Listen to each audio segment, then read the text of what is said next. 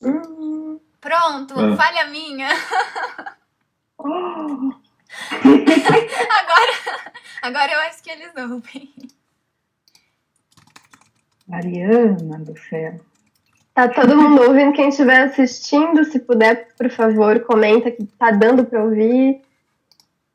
Tá bem atrasado. O som tá bom.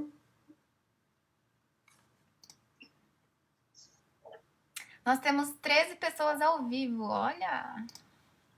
Eu acho uma vitória, né? Somos nós, é isso? Nós somos um, mas a minha família, eu mandei no grupo para todo mundo.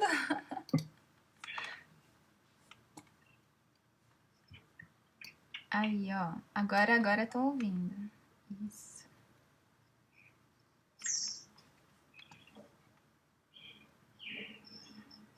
Legal.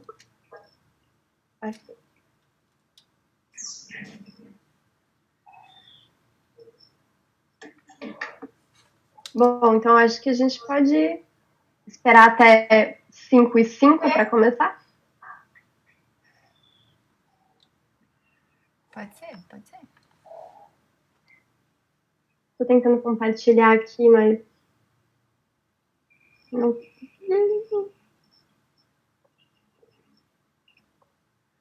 Ai, eu tô mandando vários corações.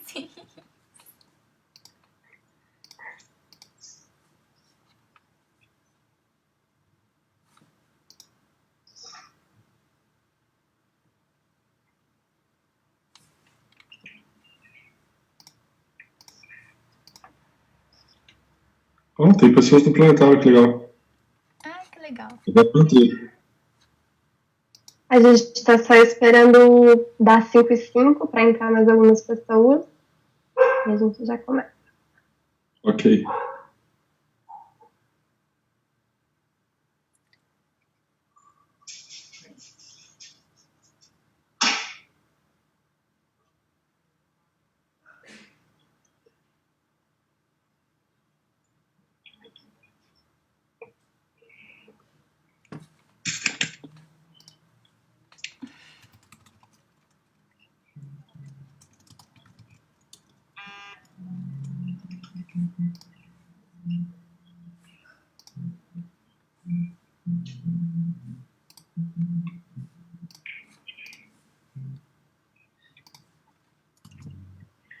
O meu Facebook tá bem travado no nosso live. Eu tô compartilhando nos grupos aqui. Eu também tô compartilhando.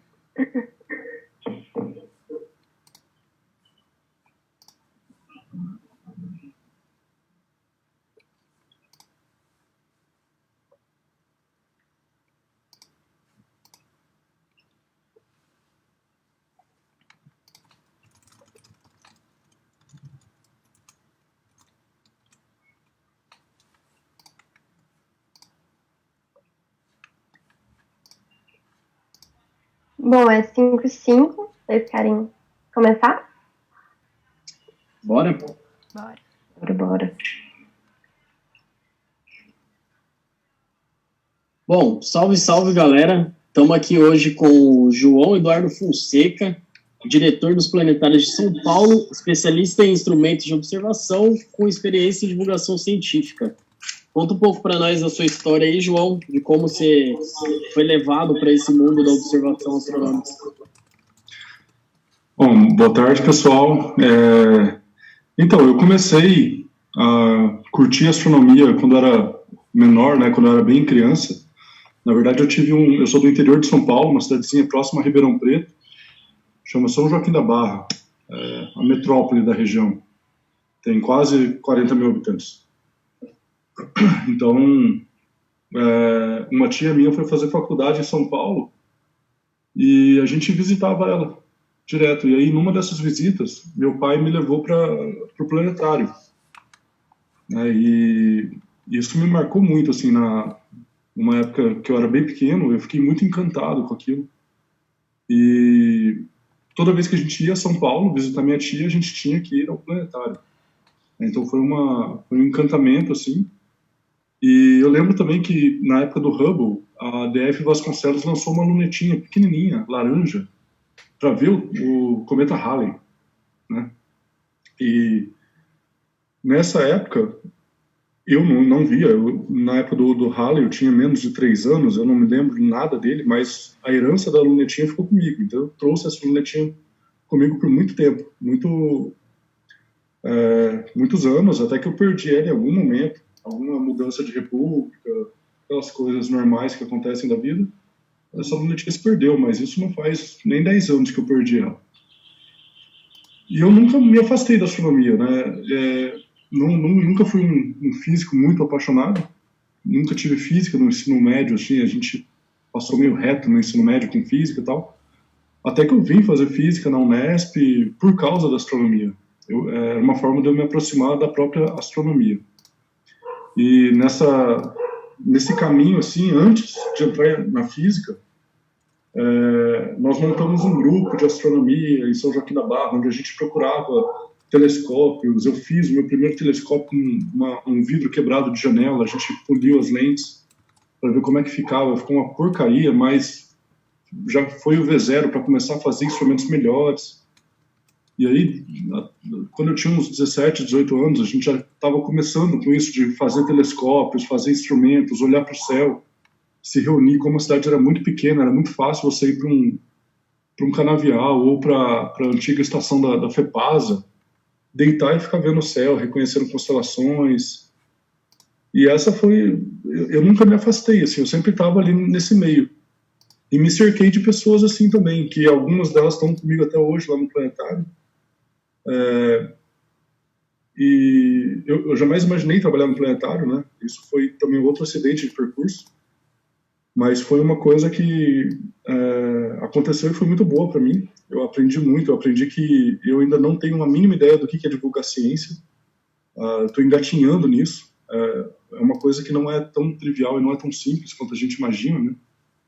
E foi a minha maior briga quando eu fiz faculdade, que era justamente o lance da divulgação, né? O quanto os professores acham que a divulgação é importante e o quanto eles acham que a pesquisa se sobrepõe a ela, né? Então isso foi uma briga que eu travei durante toda a minha graduação. Eu abandonei a minha pós-graduação por conta disso. Eu não queria fazer parte aquele academicismo engessado que a gente tem hoje, né? E aí por um acaso, eu caí no planetário, que foi justamente o lugar que me sensibilizou para tudo isso, para começar tudo isso. E acabei que hoje eu estou trabalhando lá, está super legal, é um trabalho bem divertido, bem intenso, assim, muita coisa, muita possibilidade, né? Só que a gente também tem alguns entraves, divergências, muita gente... Nem sempre é fácil atender o público, né? Mas é isso, minha trajetória começou de criança no planetário e está agora, nesse momento, ainda no planetário, em tempos isolados, né? Legal. Bom, então para a gente começar, vamos falar sobre qual é o melhor caminho para quem quer começar a olhar o céu.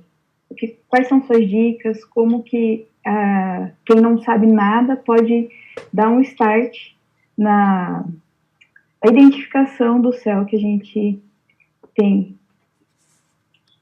Bom, eu acho que a melhor forma para você começar a ver o céu é justamente olhar o céu, virar para cima e começar a procurar. Se você mora no meio de São Paulo, é muito difícil você ver o céu, mas você já vê algumas estrelas brilhantes, você já repara a diferença de uma noite para outra, o quanto a Lua mudou a fase dela, essas pequenas observações empíricas mesmo, que é olhar para o céu, olhar para cima, identificar, começar a procurar essas nuances do céu, o quanto ele vai alterando de um dia para o outro, entender como é que ele vai funcionando.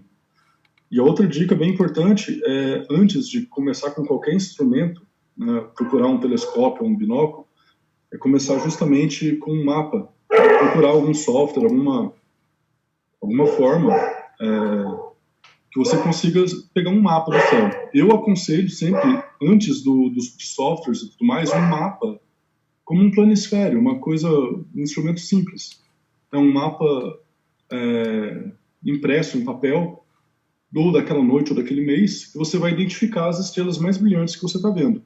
Tentar achar que constelação que ela pertence, tentar fazer as ligações, os asterismos, que você consiga entender, e com isso você vai aprendendo a ler o céu. Esse eu acho que é o primeiro passo, e é apaixonante, assim, você entender o que está acontecendo lá em cima, por que tem um planeta, quem é o planeta que está ali próximo do pôr do sol, ou às 3 da manhã, quem que é, que horas a lua vai nascer hoje, essas pequenas coisas, eu acho que são encantadoras, assim.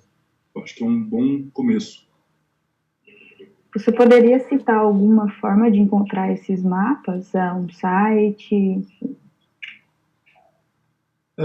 Eu acho que o site mais prático e mais intuitivo para a gente mexer, assim, entender um pouco sobre constelações e tudo, ele é um planetário, né, no computador, é o próprio Stellarium, que é um software livre, né, eu não sei se consegue escrever alguma coisa, alguma tela escrita, mas é o Stellarium, com 2 L's. Vou comentar aqui. E aí o Stellarium é .org, se eu não me engano, se eu não me engano, e você pode baixar para o computador, e ele é um software que é bem fácil, assim, ele é bem intuitivo, a interface dele é bem bonita, chama atenção. Ele não é um software muito preciso, mas tem muitos dados, é muito legal de usar. E dá para aprender muita coisa com ele.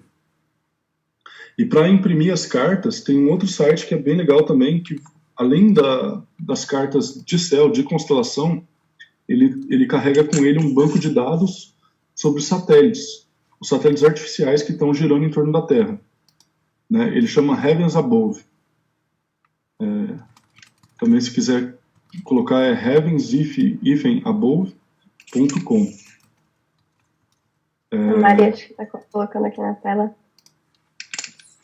E aí você pode cadastrar a sua localização e ele vai te dar a carta celeste de acordo com a sua localização, né, com a sua latitude e a sua longitude ali. E mostrar também a trajetória de satélites para você ver o que está passando. Às vezes você vê hoje, é bem comum você ver todo mundo está olhando mais para o céu, né, nessa época de quarentena, está mais reservado em casa. Aí começa a aparecer coisas interessantes o tempo todo, né, para fazer diferente. E ver satélites é uma diversão. Você está sempre ali próximo do pôr do sol, um pouquinho antes do nascer do sol. Você pode acompanhar um pouco a passagem de satélites e fica bem legal. É bem interessante você ficar identificando quem é quem, onde ele está passando. Aí você vê, ele vai passar perto dessa constelação. E aí você acha essa constelação e fica esperando aquele horário para ver ele passar. E você vai realmente acompanhar aquele pontinho se locomovendo no céu, assim, numa velocidade bem alta, tá? Obrigada, João. Massa. E, João, vou te perguntar sobre as imagens que a gente tem hoje do céu, de buracos negros, de constelações. Você consegue simplificar para a gente ou tentar dar uma explicação sobre como elas são formadas, sobre como a gente tem essas imagens? Bom, as imagens básicas de céu, a gente tem várias formas, né? Hoje a gente tem uma gama muito grande de instrumentos para fazer imagens. Então é bem comum pessoas que vão observar, a gente está fazendo uma observação pública numa praça, você coloca o telescópio, a pessoa entra na fila e se depara lá com Saturno bem pequenininho, com uns anéisinhos lá em volta, mas muito pequeno. Né, e a pessoa estava esperando ver aquela foto do Hubble, aquela foto gigante, né? E a diferença da fotografia para o olho é que a fotografia ela consegue captar a luz por muito mais tempo e empilhar toda essa... É como se você pegasse várias imagens e fosse colando uma em cima da outra, e aí vai ficando uma coisa mais definida e densa. Né? Já as fotografias que a gente vê de céu de constelações inteiras são fotografias de grande campo. Você pega um pedaço muito grande do céu, então às vezes nem está usando um telescópio, é só uma câmera mesmo, uma câmera DSLR virada para o céu. Uma DSLR seria uma câmera que a gente chamava reflex, que tem a lente cambiável, né? E aí é uma técnica também que você tem que acompanhar, tem todo um aparato para você anular o movimento da Terra. A Terra está girando, então você não quer que as estrelas passem, você acompanha o movimento da Terra. Então tem todo um aparato para que que as estrelas não façam uma trilha. Então, para você fazer uma foto de uma constelação, você precisa de um aparato que é uma montagem que é um acompanhamento do movimento da Terra. Ela anula o movimento da Terra. Se a Terra girou num certo sentido, essa montagem vai girar no sentido contrário, a fim de que a estrela fique parada. E aí você consegue fazer uma foto. Já o buraco negro, aquela imagem famosa que foi ano passado, aquele buraco negro, se eu não me engano, do Messier 87, é uma galáxia que está bem longe lá no hemisfério norte, a gente não vê ela daqui, mas foi feita uma fotografia que não é uma fotografia, ela é um gráfico praticamente. Ela é uma composição por interferometria de vários radiotelescópios instalados em vários pontos da Terra. Então é como se fosse um único radiotelescópio muito grande, do tamanho da Terra praticamente, né, observando aquele ponto. Então ela conseguiu ter uma definição muito grande. Tá? Aí ela formou, de acordo com esse algoritmo que foi feito para interligar esses dados, você conseguiu fazer como se fosse um gráfico que formou aquela imagem do buraco negro, que na verdade não era um buraco negro. Aquele anel luminoso que a gente viu foi o horizonte de eventos do buraco negro. O buraco negro estava ali dentro, em algum lugar naquele ponto escuro, no centro dele praticamente. Aí aquilo foi muito legal. Hã? Pode continuar, perdão. Não, então, o que foi muito legal daquela imagem que a gente conseguiu do buraco negro é que ela bateu muito próximo das simulações computacionais que a gente tinha feito de como seria essa imagem. Se conseguíssemos montar um algoritmo num telescópio daquele tamanho, o que ele traria? Como a gente faria a composição dessa imagem? E se você ver a simulação computacional e o que foi realmente a imagem de M87, do horizonte de eventos, elas são muito próximas, você vê que é muito parecido. Então a teoria casou muito bem aí com a prática, a gente conseguir fazer esse algoritmo para ter essa leitura daquele horizonte de eventos. Ô, João, aproveitando que você falou sobre radiotelescópio, você poderia explicar para a gente um pouco como funciona um radiotelescópio e que tipo de problema ele pode causar para a gente? Bom, um radiotelescópio, ele nada mais é que um sensor, né? Um telescópio óptico, que a gente é comum ver que é espelhos, a gente tem imagens, né? Ele tem um espelho. Então você coloca uma câmera e você estaria vendo ali um quadradinho, né? E nesse quadradinho ele estaria dividido em pixels. Cada pixel você vai compondo uma imagem, né? Isso é no óptico. Em rádio, a gente teria... cada radiotelescópio vê um pixel. Você estaria vendo um daqueles pixels só. Né? Então essa é uma das diferenças. Só que por que você está vendo um pixel? Porque você não forma uma imagem. Você está olhando um comprimento de onda que ele não é visível. Então a gente teria que transformar ele para a gente conseguir entender alguma coisa. É um sinal. Uhum. No espectro eletromagnético, nós temos um intervalo que é a luz visível, que vai ali de 350 nanômetros, né, que é uma fração muito pequena de 1 metro, até 700. Então, de 350 a 700 nanômetros ali, que é um pedacinho muito pequeno de 1 metro, é onde o nosso olho é sensível, é onde a gente consegue perceber. Nosso olho tem sensibilidade para perceber aqueles comprimentos de onda. Né? Já no rádio, são ondas muito mais longas, às vezes ondas de metros, de quilômetros. Então a gente adapta um instrumento para fazer a leitura daquele comprimento de onda específico. E aí você pega aquele Se fosse um sinal. olho olhando para isso, né?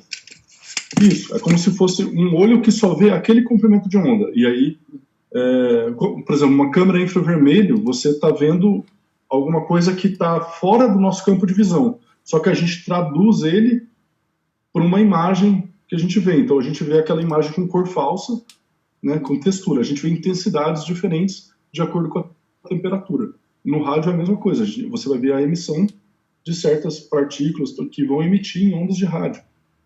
Então, por exemplo, o Sol, ele emite vários comprimentos de onda, desde o mais energético, que seria lá para os raios gama, até ondas de rádio, né, rádios longos.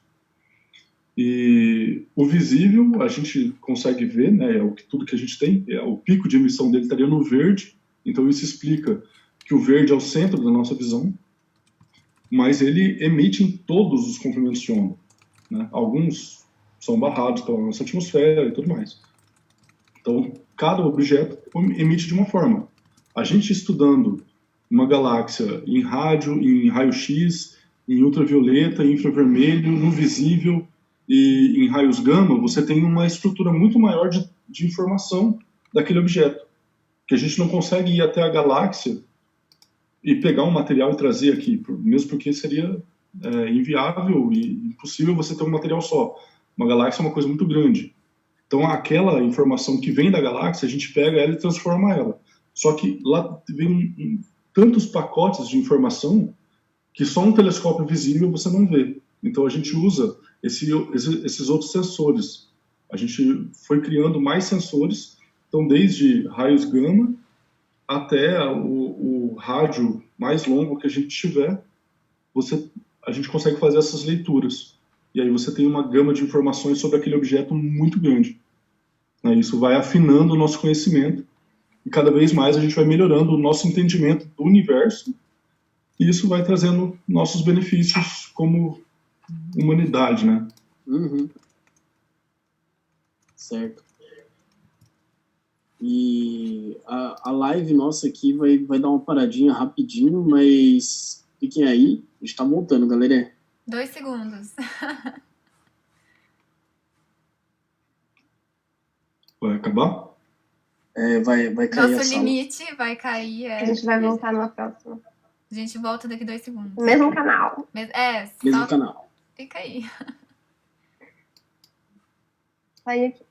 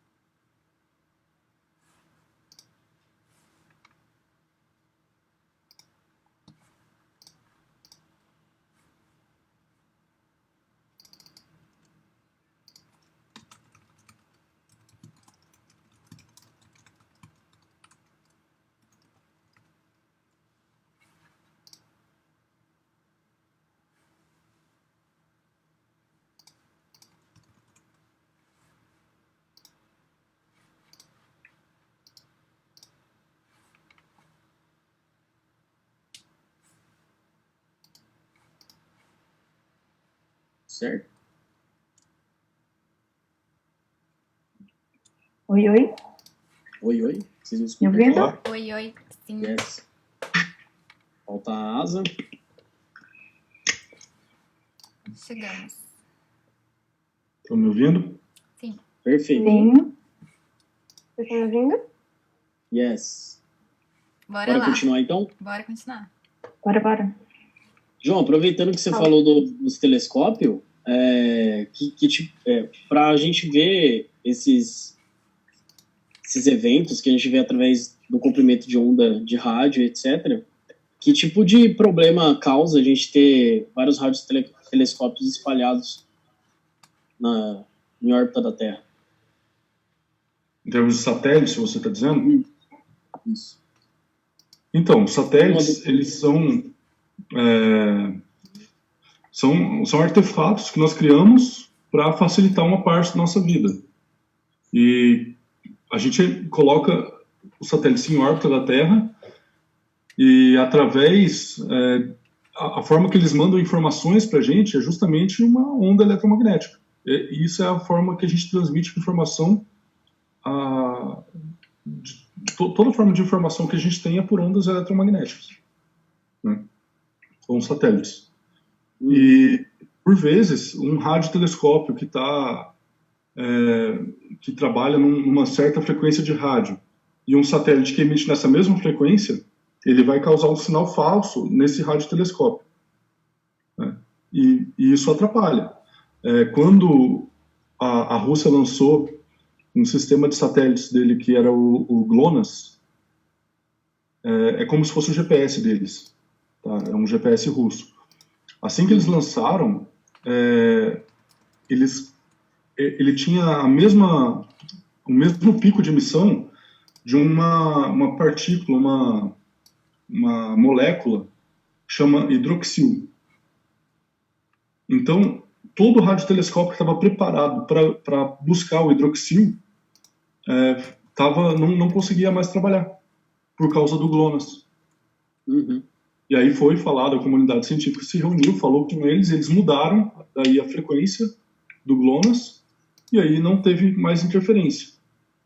Isso é uma questão. Então, eles interferem, sim, não só na parte de comunicação. Por exemplo, esse foi um caso que deu para mudar, né? Porém, a gente tem hoje 6.000 satélites em torno da Terra. Desses 6.000, se você está fazendo uma foto com exposição, você está procurando uma foto de uma galáxia que é pouco brilhante, você tem que ficar olhando aquela galáxia um bom tempo com um telescópio. Você tem que apontar um telescópio para lá. Se tem muitos satélites, esses satélites vão passar no campo. E aí você vai riscar a tua foto. E aí esse risco, ele cria um ruído. Né? Um ruído, uma marca na tua foto que inutiliza alguns dados que você estava captando também. Então, tem essa parte contra, né? A gente tem hoje o Starlink, que é um complexo de satélites, serão mais ou menos 60.000 satélites, vão fazer uma rede em volta de todo o planeta. Só que eles vão matar tanto a radioastronomia, porque eles vão também emitir em algumas frequências, como matar a ótica. A janela ótica que a gente tem de observação, ela vai ficar muito restrita a um horário quando não está passando o satélite, né? E não é que não está passando, é que a gente não está vendo, o sol não está batendo neles. Uhum. Porque a gente só vê os satélites lá em cima se o sol estiver pegando neles. Se não está pegando, se ele estiver na sombra da Terra, nós não vemos. Aí ele não afetaria tanto a imagem. Mas ainda assim vai ser um certo transtorno se esse projeto seguir. Ele vai dificultar muito a astronomia terrestre, assim, de grandes telescópios. E também de rádio e de uma série de experimentos que a gente faz aqui da Terra. Vai ser uma dificuldade. Vai ter o ganho, né, da internet para todo mundo, em qualquer lugar, e mais rápida, mas é um ganho que a gente tem que pesar muito bem isso, porque eu não acho que seja só um ganho, não. Eu acho que tem muita coisa aí que não precisaria de fazer uma rede como essa. Uhum. Bom, João, vamos falar um pouquinho sobre planetários.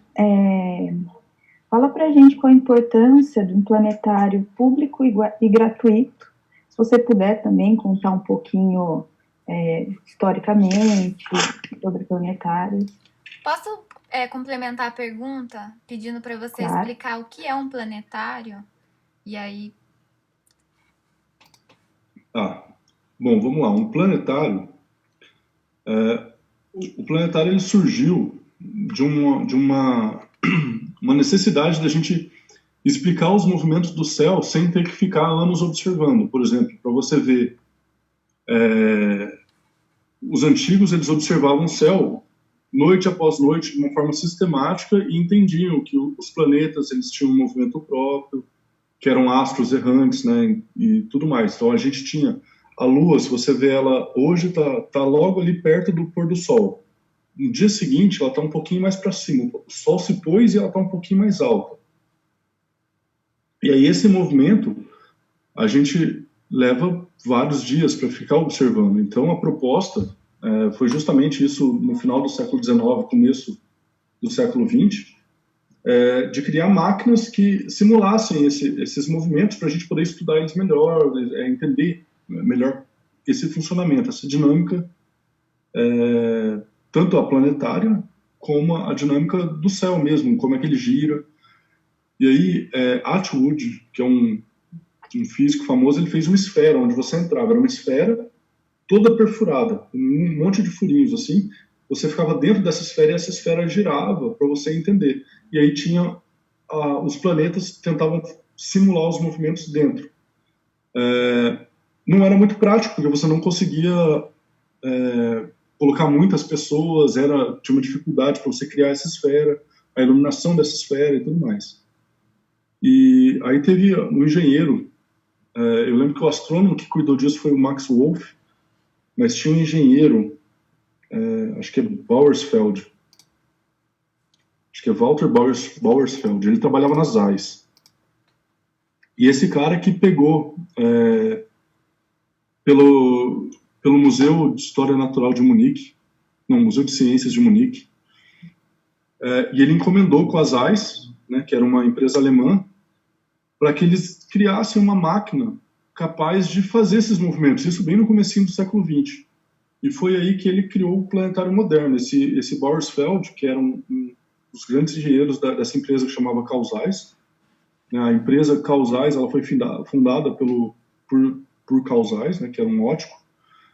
E esse cara, ele conseguiu traduzir com um aparato muito complexo, né, de lentes, de luzes, de pequenas projeções, onde ele projetava num domo, um semicírculo, assim, um domo geodésico, né, que nada mais é que uma meia esfera como uma tela. E ele projetava, através dessa máquina, ele projetava estrelas, né, pontuais ali com esses projetores. E aí foi em 1923, né, o projeto ele foi no começo da primeira e no começo da segunda década do século XX, foi pedido, só que aí veio a Primeira Guerra Mundial e esse projeto ficou parado.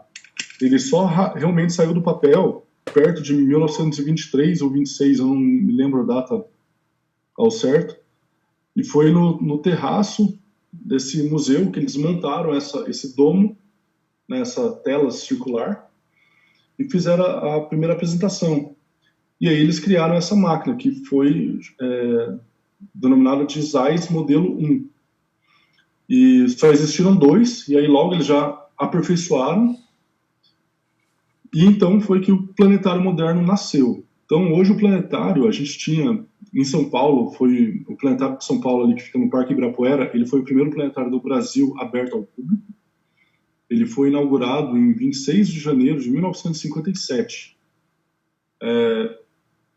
E ele tinha isso, era uma máquina, era um sistema optomecânico, né, que era vários motores com precisão e luzes. É como se fosse uma caixa, um abajur, né, você pega aquela redoma do abajur e faz furinhos pontuais como se fossem as estrelas. E aí você coloca uma luz muito forte ali dentro, e aí a sombra que vai ser projetada lá, você vai colimar esse feixe para que ela fique pontual, não fique espalhada, e aí você vai ter um céu muito próximo do céu que a gente veria, né? Na realidade. Essa é a imersão, o sistema imersivo do planetário moderno. Então isso é um planetário. E foi uma máquina, muitos planetários começaram a surgir nessa época, foi Paris, vários na Alemanha, em Berlim, Hannover. Eles criaram vários planetários e foi crescendo, até que chegou no Brasil também. O primeiro da América do Sul foi no Uruguai, né? Foi um planetário no Uruguai, em Montevidéu. Depois já veio o planetário do São Paulo, e aí vários outros foram surgindo com isso. E eles viram que era uma máquina que encantava, que era justamente impressionante, assim, a sensação que você tinha de estar realmente olhando para um céu de verdade. Você conseguir simular um céu que parece que você está olhando para o céu de verdade. E isso foi mágico, assim, a poluição luminosa da época, o céu já não estava um céu super estrelado nos grandes centros, nas grandes cidades. Então o planetário ele virou um recurso muito bonito para você trazer e justamente mostrar, sensibilizar, além de poder estudar melhor o movimento do céu e tudo mais. E aí isso você surge com um equipamento que você consegue motivar as pessoas a entenderem melhor o céu, entenderem os movimentos que o planeta faz, que os astros fazem, e de uma forma lúdica, uma forma que você pode ainda colocar para as pessoas visitarem. Então, não sei se era a intenção, mas ele já criou um local de vislumbramento, um lugar que você vai para achar bonito, um lugar que você vai para aprender um pouco, um lugar que você vai só para relaxar e olhar as estrelas como elas deveriam aparecer para você. E aí você criou um local de importância para a divulgação de ciências, né, que no meu caso funcionou. Eu fui um cara que foi sensibilizado pela divulgação de ciência, né, pela astronomia em si, que eu acho que é uma ciência que abarca muitos conhecimentos juntos, né, como todas as ciências, tanto as ciências formais e as informais, como a história, a própria literatura como um objeto de estudo, né? Você vai despertando algumas curiosidades, e o planetário ele serve para isso, para você se apaixonar, né? Você ter uma visão um pouco romântica do que você poderia estar vendo. E aí você traz as pessoas, você leva uma sala com 40 alunos ali, que seja um que fique encantado com o céu e vai virar um cientista. No planetário, a gente atende 300 mil pessoas por ano. Então, dessas 300, se 1.000 pessoas virarem um cientista, já vai ser fantástico. E não precisa de virar um cientista, podem virar um artista, um pintor, né? um escritor. Você só ter aquela sensibilização, a inspiração para o bonito, para o belo que a gente tem, né, para integrar tanto a arte quanto a ciência, quanto todo o conhecimento que a gente consegue desfrutar num planetário. E essa é a importância de ter um planetário, inclusive, assim, o público, um planetário ele é custoso, ele é caro para ser mantido, mas é possível. Então, a gente vê que a grande maioria dos planetários, ou eles estão em universidades, porque eles eram muito associados ao instrumento de divulgação, mas voltado muito para a ciência. Hoje o planetário do século XXI, ele já não cabe mais isso. Já não é mais o planetário que a gente tinha aquelas aulinhas básicas de reconhecimento de céu e saber que você está olhando para uma estrela que é a alfa da constelação, e aí você fala alfa, que é o alfabeto grego, de um genitivo em latim, e tudo mais. Não é mais isso. O planetário está ali ele está um passo a mais já.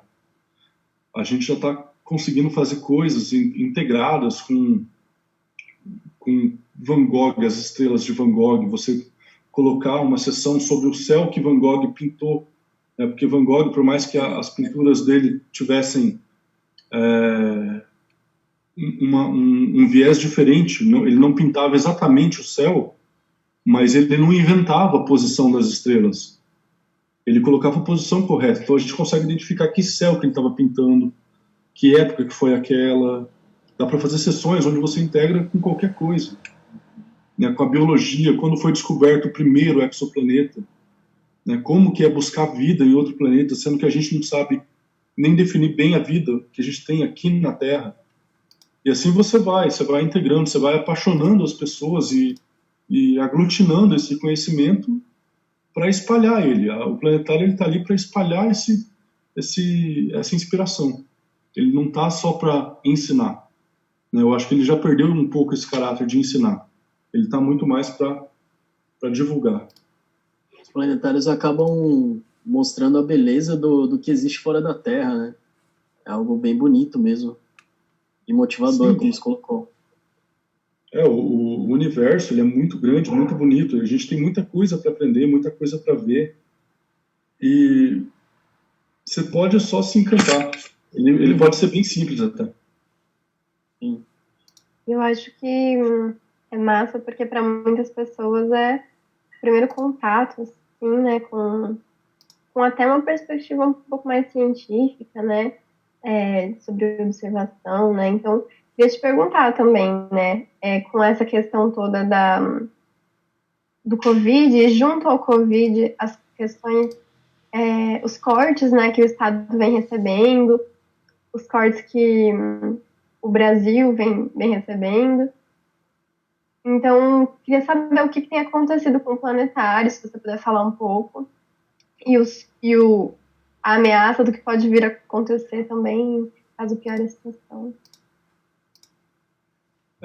O panorama, assim, em termos de planetários, essa pandemia, e não só planetários, acho que centros de ciência e locais que não têm uma prioridade muito grande, tanto em governos, ou mesmo se for iniciativa privada. Se você tem um planetário, nem que for um planetário móvel, você deve estar super preocupado, porque você não pode ir na escola atender. Os planetários de São Paulo, né, que é onde eu trabalho, nós fechamos para o público no dia 13 de março. Então já passou de 2 meses aí que a gente está de portas fechadas, né? Porém, a gente ainda está com a nossa equipe, a gente está tentando se reinventar, criar um trabalho diferente, criar um canal ainda com os nossos seguidores, o pessoal que frequentava o planetário. A gente está tentando diversificar um pouco esse canal, porque se eles não podem ir até lá, a gente pode tentar trazer algum conteúdo. Tá devagar, porque a gente não tinha essas ferramentas, a gente está aprendendo a trabalhar com essas ferramentas. Então a gente está aprendendo agora a tentar fazer vídeos. Os professores da Escola Municipal de Astrofísica estão gravando pequenos vídeos, coisas mais simples, mais interativos, mais para manter um vínculo, uma estrutura, né? Não para fazer um curso online. Talvez a gente faça assim, mas de imediato acho que a gente não tem nenhum arcabouço necessário para fazer um curso corrido e uma coisa complexa como era feito lá. A gente, por mais que a gente não tivesse um caráter de pesquisa em si, a gente tinha um caráter de um curso um pouquinho mais aprofundado, mais conciso, voltado para leigos, claro, mas de uma forma mais abrangente assim, e focada num tema específico. Agora não, a gente está tentando manter uma comunicação e entender a resposta, né? Uma coisa que eu sempre falo nos planetários, aprendi isso com o Fernando, que foi o diretor que me colocou lá, inclusive, que o planetário é um lugar muito bonito para a gente aprender a escutar, né? Escutar as pessoas. Não é só fazer o que você acha que tem que ser feito. É muito legal você escutar. Acho que o principal trabalho de todos os professores lá, os técnicos que trabalham nos planetários comigo, é escutar o que o público tem para falar, né? E isso é o que a gente está fazendo agora. A gente está tentando se readequar e escutar o que é legal, nossa, isso aqui tá maçante, isso aqui tá chato, isso aqui foi muito bom, adorei, faz mais, vamos responder essas perguntas, vamos ver o que eles estão perguntando, o que eles estão querendo saber, como é que eles estão bem, estão seguros. A gente está tentando manter essa forma de diálogo, né, que não está fácil, a gente está aprendendo, mas estamos caminhando, né? E errando, a gente vai aprendendo. E uma coisa que é a dificuldade, né? Depois que isso passar, quantos planetários vão estar abertos ainda? Quantos planetários vão estar funcionando? Isso não é só o Brasil, isso é o mundo. A gente está vendo várias dificuldades de vários lugares que os planetários estão passando por dificuldades, porque se você não tem uma arrecadação de bilhete, no caso de São Paulo, nós não tínhamos um valor da arrecadação. A gente tem um valor de ingresso, porém esse valor não vem para os planetários. Então, não é dele que mantém a estrutura. A gente tem contratos, tem dinheiro municipal empenhado nele, né? E é importante que esse dinheiro continue lá, para o planetário continuar tendo uma relevância, né, como tem, que é o primeiro planetário do país e tudo mais. Mas tem planetários menores, tem planetários móveis que não estão podendo ir nas escolas, que eles vão fazer? A gente não sabe. A própria Associação Brasileira de Planetários está pensando bastante, está tentando aglutinar essas pessoas, esse viés para entender o que a gente pode fazer, como a gente pode se ajudar. E o mundo inteiro está pensando nisso, né? Como é que um museu vai se manter se ele não pode trazer o público de volta, né? E a gente tem vertentes aí que estão abrindo. Há locais na Alemanha que já estão, teatros que estão abrindo com espaçamento entre cadeiras e público reduzido. Mas isso não está... O Brasil ainda não parou de fato para poder retomar as atividades, né? A gente está meio que empurrando nesse vai, não vai, fecha, não fecha, né? Então, enquanto a gente não parar mesmo, a gente não vai saber como voltar. Então, temos que esperar. Esse panorama, eu acho que vai se alongar ainda. E eu espero que ele tenha um desfecho bom, né? Porque isso é uma crise que vai fazer muita gente ter dificuldades graves, né? Isso vai ser muito grave para a divulgação de ciência em geral, não só para planetários, mas para centros de ciência, de teatros, de arte, museus, mostras, né? Isso vai ter um impacto muito grave em todos esses aspectos onde você precisava do público, do atendimento direto ao público presencial.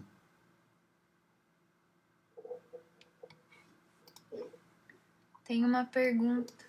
João, uma pergunta da Thalia. Ela quer saber a diferença entre planetário e observatório. Tá. Vamos lá. O planetário, ele é um equipamento que ele simula um céu. Ele simula um céu estrelado. Tá? Você tem uma tela de projeção redonda, um domo, né? Uma cúpula, um semicírculo, assim, onde você vai ter uma máquina, ou no centro, ou projetores, de alguma forma, você vai projetar nesse domo um céu estrelado. Isso é um planetário, você vai simular um céu. Agora, o observatório também tem uma cúpula, cúpula, ou às vezes é deslizante, tem vários modelos, né? Mas normalmente eles ficam em locais afastados. Hoje os maiores telescópios estão ou em montanhas no Havaí, ali na Califórnia, tem telescópios aqui no Chile também, grandes telescópios, no alto de montanhas no Chile, e eles ficam em locais afastados. O maior telescópio do Brasil está num pico, numa cidadezinha que chama Brasópolis, no interior de Minas Gerais, próximo a Itajubá. E ele tem uma cúpula e lá dentro tem um telescópio. E esse telescópio ele vai observar o céu em tempo real. Ele vai estar vendo o céu mesmo, ele vai estar olhando para o céu. Ou seja, se nublar, você não vê nada de um observatório. Agora, se estiver chovendo, não importa o jeito que esteja, dentro de um planetário você vai ver o céu simulado como ele consegue projetar. Então, o planetário ele é uma projeção do céu e o observatório ele é um abrigo para um telescópio que vai observar o céu diretamente. Ou em rádio, ou no óptico. Tá? Isso é um observatório.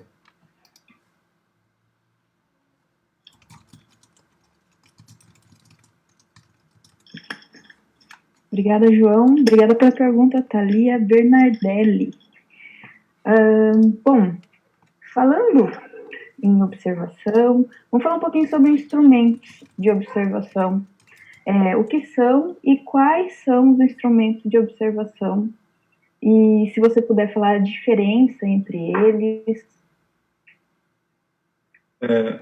Então, os instrumentos mais básicos para observação, o primeiro é o olho, né? O próprio olho humano, a gente olhar para o céu, esse o principal e talvez o mais bonito, assim, da gente poder olhar pessoalmente para o céu, assim, e se vislumbrar com ele. Mas aí já vem os binóculos, os telescópios e pequenos instrumentos, né? Vamos lá.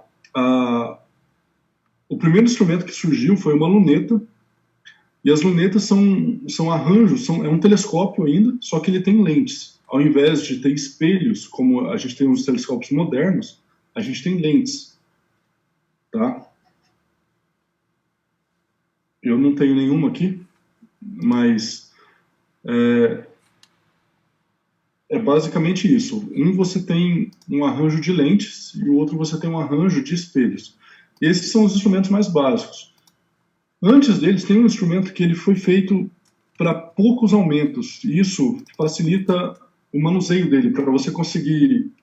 Se você pegar um telescópio, você não vai pegar ele com a tua mão e apontar para o céu. Você vai precisar de um tripé, um apoio, para que ele fique fixo apontando para um astro, né? Um binóculo não. Um binóculo, quando ele é leve, ele é um instrumento que você pode usar você mesmo pegando ele com as suas mãos e apontando o céu. Se ele tiver até uns 10 aumentos no máximo, você consegue observar ele com as suas mãos sem problema nenhum, sem ter dor de cabeça.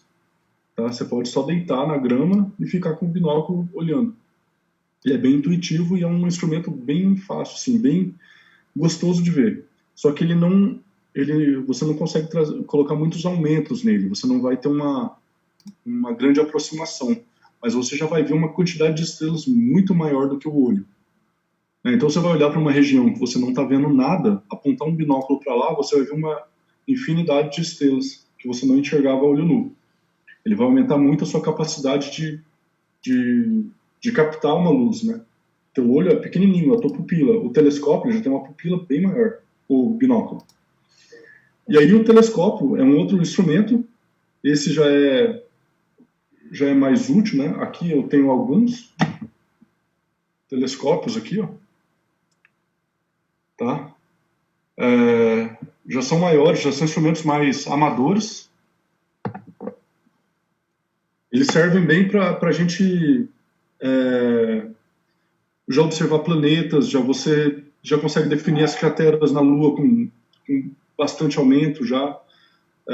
Você já consegue, com 80 aumentos, até menos que isso, talvez uns 50 aumentos, você já percebe os anéis de Saturno, você já vê luas em Júpiter. A partir de 25 aumentos, você já está vendo as luas de Júpiter. Então, conforme cada telescópio ele tem um propósito, ele tem um objetivo. Se você pegar um telescópio que consegue aproximar muito, assim, dar uma quantidade de aumentos muito grande, ele vai ter muito menos luz do que um telescópio que aproxima menos. Então, se você vai observar alguma coisa bem luminosa, como um planeta, e você quer ver ele bem definido, você coloca um telescópio com mais aumentos. Você vai ter uma magnificação daquela imagem, daquele ponto de luz que você está vendo no céu, pode ser um planeta. Então, quando você vai aumentar ele, né, para você ter uma imagem melhor dele, para você entender o que é aquele objeto, você usa mais aumentos. Agora, se você vai observar um objeto, um aglomerado, né, um monte de estrelinhas juntas, você não precisa de dar muito aumento, porque muito aumento você não vai pegar ela inteira no campo, você vai ver só um pedaço. Como a Lua, você colocar muitos aumentos na Lua, você vai ver só um pedacinho da Lua. Então, com poucos aumentos, você vê a Lua inteira. E assim você vai adequando a forma de observar. Cada tipo, você tem um intuito melhor. Telescópios mais simples, que são os newtonianos, eles são mais práticos para a gente se divertir. São telescópios que foram criados por Isaac Newton lá no século em 1600, né, século 17 ali, e eles são muito simples, né, um jogo de espelhos que você pode observar bastante coisa. Então, esse tipo de telescópio são esses dois que eu mostrei aqui atrás. Você já tem já consegue ver planetas aglomerados, eles são bem versáteis. né? Então, os principais instrumentos são esses. Você começar primeiro o olho, depois pequenas lunetas, já são interessantes, né? Como eu falei, lunetas dá para você fazer com lentes de óculos antigos. E dá para fazer também com binóculos, que já são instrumentos um pouquinho mais legais, aí você consegue observar com os dois olhos. E ele é mais intuitivo, você põe ele na cara e você já está olhando para aquele espaço, né? E aí os telescópios, que já é para o amador, né, que você não vai fazer algum tipo de pesquisa, algum tipo de observação mais criteriosa, os telescópios eles são o ápice assim, para você observar e ter uma visão melhor, uma definição melhor do que você está vendo. Tá? Então é isso. Basicamente, os instrumentos, o binóculo, as pequenas lunetas e os telescópios básicos. Esses são os principais instrumentos para você conseguir curtir bastante o céu. Depois disso, aí você vai começar a fazer fotografias e observações um pouco mais técnicas. Os equipamentos vão, além de encarecer bastante, já vão ficando mais complexos de ser usados. João, a gente tem alguns comentários aqui. Eu vou ler os comentários no Facebook. Muitas pessoas não sabem distinguir um planeta de uma estrela. Você pode explicar?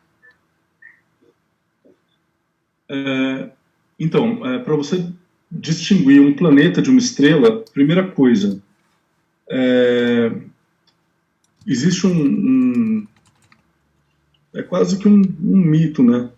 Que a estrela pisca e o planeta não. Tá? Isso não é bem uma verdade, mas é uma forma legal para você observar. Isso vale quando o astro está bem alto, está quase passando por cima da tua cabeça, né? Bem alto no céu. Se ele está no horizonte, mesmo sendo um planeta, às vezes ele pode piscar. A diferença é que o brilho ele fica realmente mais fixo de um planeta. Mas se o planeta é muito pequeno, você ainda vai ver uma cintilação, né? Esse piscar da estrela que a gente fala é justamente a nossa atmosfera. Se você estava num dia muito quente e uma noite fria, como hoje, que esfriou bastante, a temperatura caiu, o céu vai tremular bastante, ele vai ficar instável. E aí as estrelas de todo o horizonte, mesmo que seja um planeta, ela vai ter uma tremulação. Né? Mas o brilho fica um pouco mais estático em planetas, então é mais fácil você identificar.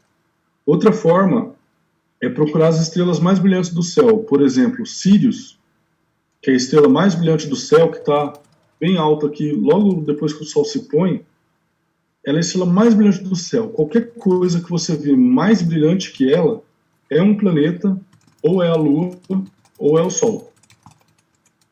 Tá? Agora, se essa coisa se move, aí pode ser um satélite também. Pode ser um satélite artificial passando.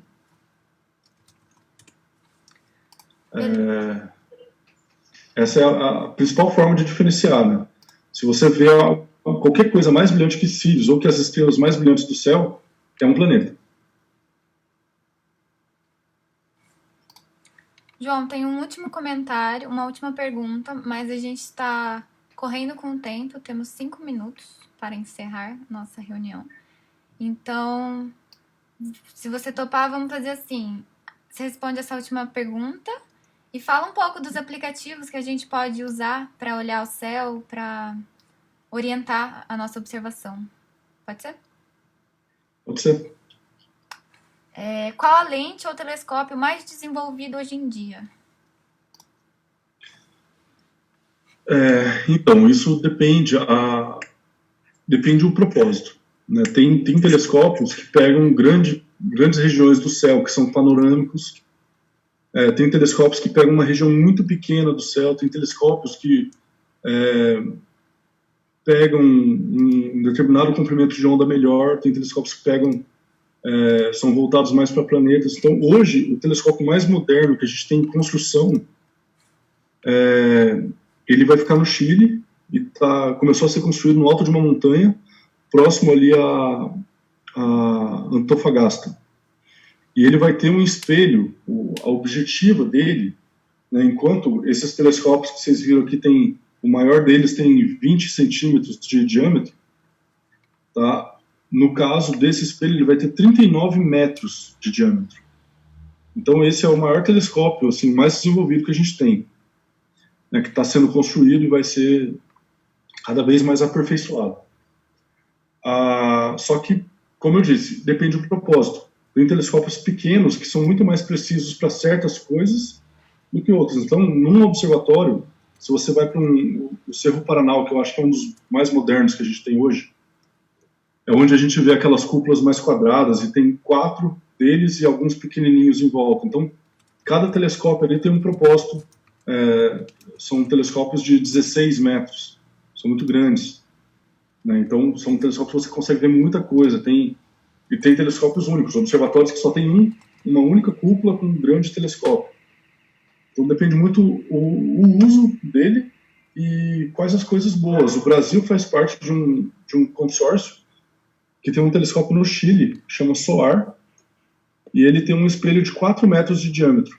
Ele tem alguns equipamentos muito modernos que são bons para observar certos objetos. Ele faz, supondo que seja, ele decompõe a luz de um objeto para entender o que tem nele. Ele pode fazer uma imagem com diferentes filtros, polarizar essa imagem, ver como é que essa luz chega. E ele tem só 4 metros. Ele também é moderno, ele consegue fazer bastante coisa. Então, hoje em dia, o telescópio mais moderno que a gente vai ter vai ser esse grande telescópio no Chile, que vai ter 39 metros de diâmetro. Legal. E aí, para observar o céu, a gente pode usar aplicativos como o SkyMap, o Google SkyMap, né? Que outro você indicaria, João? Isso, eu acho que o Google SkyMap é legal. O Stellarium, eu acho ele muito bom, muito prático de usar. Ele é um software livre, você consegue simular não só as constelações clássicas, né, que a gente tem, mas simular constelações indígenas e tudo mais. Ver o céu, como é que seria o céu em Marte, fazer algumas simulações e tirar a atmosfera, ver como é que é o horário que se põe, ver um monte de informações mais técnicas. Então, ele é um software bem legal e ele é livre, você pode alimentar ele também, né? Você pode colocar dados nele. Então, eu acho que o Stellarium é um. E o outro que eu acho muito legal, que é justamente você monitorar os satélites, seria um Heavens Above. Eu acho que esses dois são esses 3 softwares, tanto o Google, o Stellarium e o Heavens Above, são os 3 principais sites que a gente pode usar hoje em dia. Legal. João, muito obrigada. Nossa reunião tá acabando. Ok, eu que agradeço, Mari. Obrigado por todo mundo aí, todo mundo que assistiu. Tá? Quem quiser pode mandar perguntas, o que quiserem aí pra gente, pra Mari e para o pessoal da Astrolab. Muito obrigado aí pela oportunidade. Tá? E precisando de mim, estou à disposição. Obrigada, João. Obrigada, pessoal. Mari, tem data para a próxima Astrolábia? Oi? Tem data para a próxima Astrolábia? Vamos marcar, ainda não sei. A gente divulga nos perfis em breve a próxima sorte. Se faltou responder alguma pergunta, a gente tenta responder na publicação. Que tem, acho que ainda comentário. É isso. Tchau, pessoal. Gente, valeu. Tchau. Então, galera. Tchau. Valeu. Até. Até. Valeu, João.